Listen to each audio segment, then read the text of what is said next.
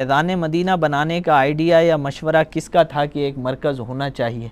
जब हमने काम शुरू किया उस वक्त तो सही बात है कि हमको तो मस्जिद भी नहीं मिल रही थी, तो इधर गए उधर गए मुख्तलिफ़ जगहों पर गए, लेकिन हज़रत मौलाना मोहम्मद शफ़ी उकाड़वी साहब रहमतुल्लाह अलैह ख़तीब पाकिस्तान, इनके पास गए। इन्होंने बड़ी शफ़क़त फरमाई और इन्होंने खुद ही ऑफ़र की अपनी मस्जिद की।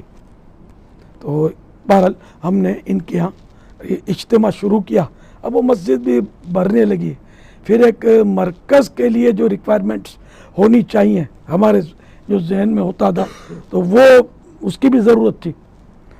और वहाँ हमने मतलब ये कि अब मस्जिद भी भर गई और यूँ मतलब मरकज़ की ज़रूरत हमें पेश आई। तो ये आपस में ही मशवरे से तय हुआ होगा और हमने फिर 2.25 करोड़ की ये जगह ली थी। अब तो मेरा ख्याल है 2.25 अरब की हो तो ताज्जुब नहीं है।